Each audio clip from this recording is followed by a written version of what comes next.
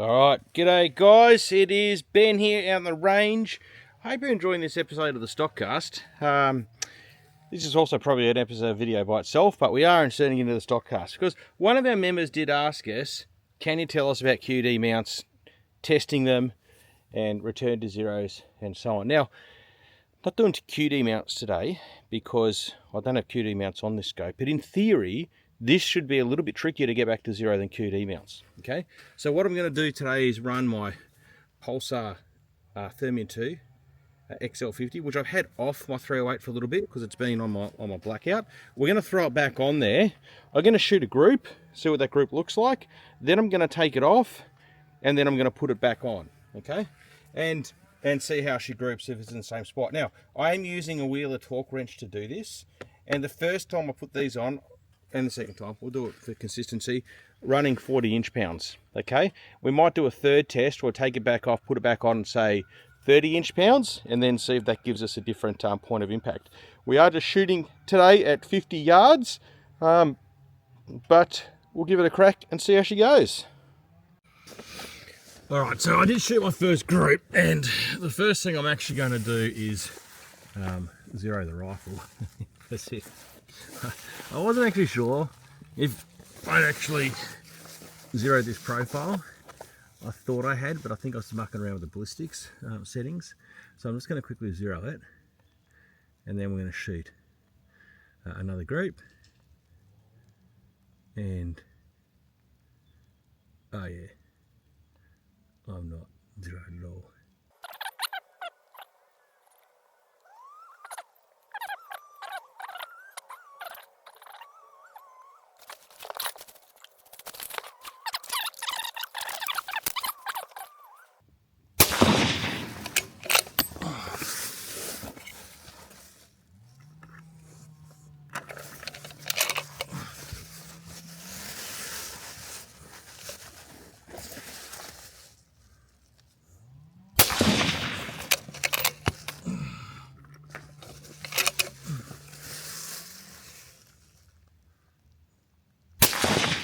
Alright, now I'm going to go and have a look and see how she goes.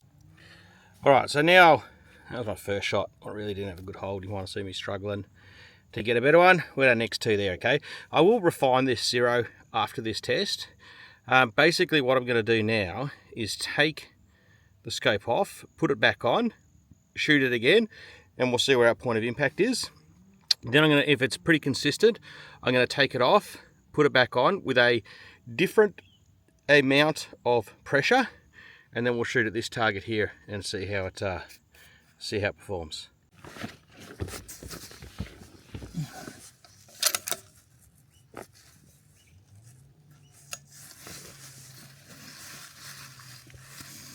All right, so we've just put the scope back on. Now I'm going to punch 3 rounds through it and see where our point of impact is.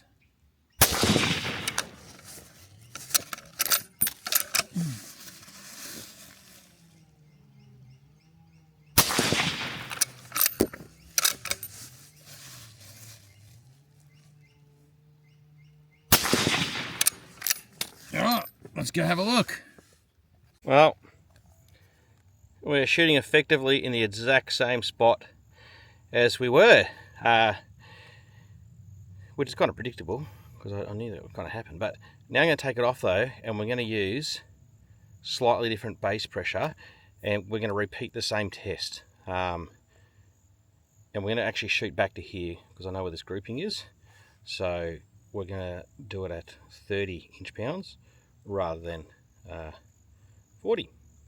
Now, the reason I want to conduct this test and doing it at 30 is because not everyone has a torque wrench, but we always talk about, you know, we want to get a consistent level of pressure back through the rings, you know, to make sure it's all, you know, like it hasn't been taken off. So I've actually never done this test before.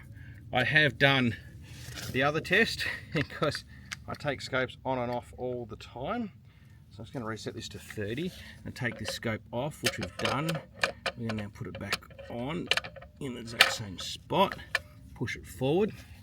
I'm going to go through the same process of grabbing it here, grabbing it here, tightening it now here, tightening it here. I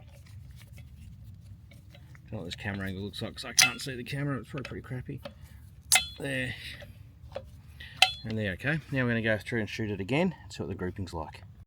Well, as you can see, even with a change of base tension, backed off 10 inch-pounds, there's no real deviation in point of impact. Now I know it's only 50 yards, but if there was a point of a real change, you would still kind of see it if it's off a lot. That's still shooting pretty consistently.